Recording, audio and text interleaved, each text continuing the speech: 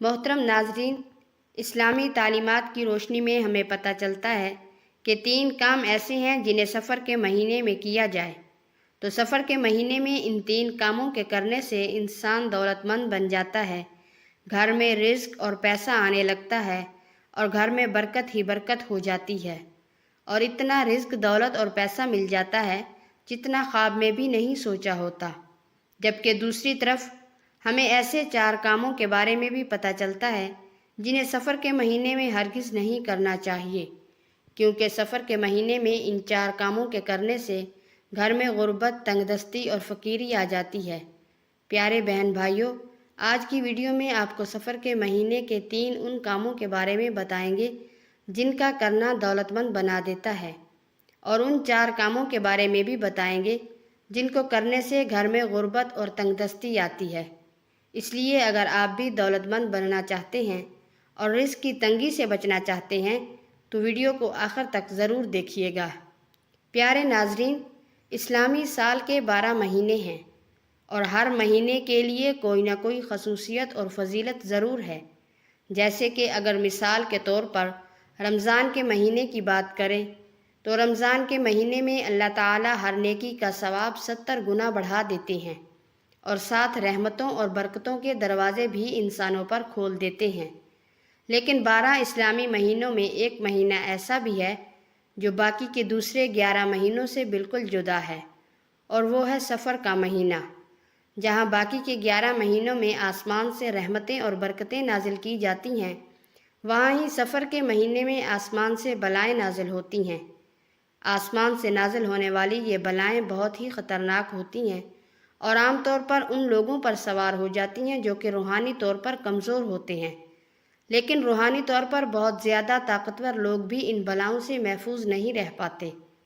داتا علی حجویری گنج بخش رحمۃ اللہ علیہ کی یہ عادت ہوا کرتی تھی کہ وہ ہر روز اجتماعی دعا کروایا کرتے تھے، اور دعا کرواتے وقت ان کی نظریں آسمان کی جانب ہوا کرتی تھیں۔ لیکن سفر کے مہینے میں داتا علی حجویری اپنی نظروں کو زمین کی طرف جھکا لیا کرتے تھے۔ ان کا کہنا ہوتا تھا کہ سفر کے مہینے میں مجھے آسمان کی طرف دیکھتے ہوئے خوف آتا ہے، کیونکہ سفر کے مہینے میں آسمان پر اتنی زیادہ بلائیں ہوتی ہیں جتنے زمین پر انسان بھی موجود نہیں۔ ہر بلا ایسے انسان کی تلاش میں ہوتی ہے جس کے کندھوں پر وہ سوار ہو جائے اور وہ اپنے ساتھ جو بھی مصیبت اور پریشانی لائی ہے وہ اس انسان کی زندگی میں منتقل کر دے۔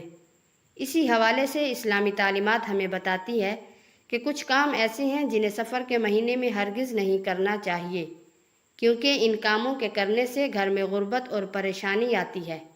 جبکہ کچھ کام ایسے بھی ہیں جنہیں ضرور کرنا چاہیے، کیونکہ ان کاموں کو سفر کے مہینے میں جو انسان کر لیتا ہے وہ دولت مند بن جاتا ہے، اور اس کو اتنا رزق اور دولت ملتی ہے جتنا اس نے سوچا بھی نہیں ہوتا۔ تو پیارے بہن بھائیوں، پہلے ایسے 4 کاموں کی بات کر لیتے ہیں جنہیں آپ نے سفر کے مہینے میں ہرگز نہیں کرنا۔ پہلا کام جسے سفر کے مہینے میں کرنے سے غربت اور رزق کی تنگی آتی ہے وہ ہے مغرب کی اذان کے وقت گھر کا مین دروازہ کھلا چھوڑ دینا۔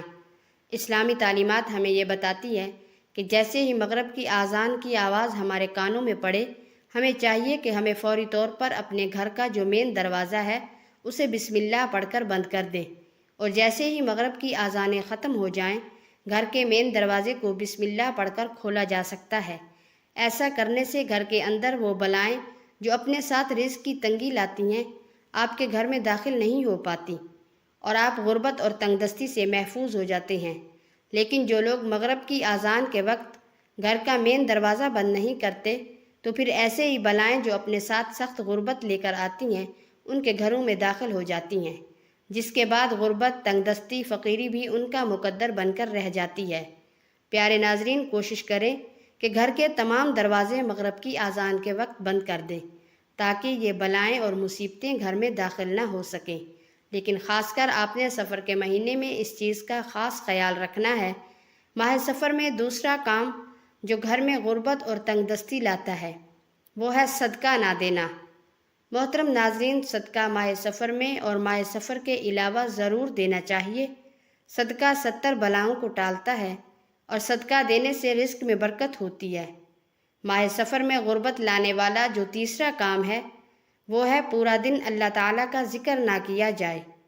ایسے لوگ جو کہ سفر کے مہینے میں پورا دن ذرا بھی اللہ کا ذکر نہیں کرتے، یہاں تک کہ بسم اللہ اور سبحان اللہ تک نہیں پڑھتے، ایسے لوگوں پر آسمانی بلائیں سوار ہو جاتی ہیں، تنگ دستی اور فقیری ان کا مقدر بن کر رہ جاتی ہے۔ اس لیے سفر کے مہینے میں کوشش کرنی چاہیے کہ اللہ تعالیٰ کا ذکر ضرور کرنا چاہیے۔ ویسے تو ہمیشہ اللہ تعالیٰ کا ذکر کرنا چاہیے، خاص کر سفر کے مہینے میں استغفار زیادہ کرنی چاہیے، کیونکہ یہ بھاری مہینہ ہوتا ہے اس لیے۔ لیکن اللہ تعالیٰ کا ذکر ضرور کرنا چاہیے، اللہ کے ذکر سے ہی سب کچھ ملتا ہے۔ سفر کے مہینے میں کیا جانے والا چوتھا کام جو کہ گھر میں نہ صرف غربت لاتا ہے بلکہ مصیبتیں اور پریشانیاں بھی لے کر آتا ہے، وہ ہے عشاء کے بعد خوشبو لگا کر سنسان جگہ سے گزرنا۔ آسمان سے نازل ہونے والی یہ بلائیں سنسان اور ویران جگہوں پر زیادہ موجود ہوتی ہیں، اس لیے کوشش کرنی چاہیے سفر کے مہینے میں عشاء کے بعد خوشبو لگا کر سنسار اور ویران جگہ سے نہیں گزرنا چاہیے۔ خاص کر میری بہنوں کو سفر کے مہینے کے علاوہ بھی احتیاط کرنی چاہیے عشاء کے بعد خوشبو لگا کر سنسان اور ویران جگہ سے۔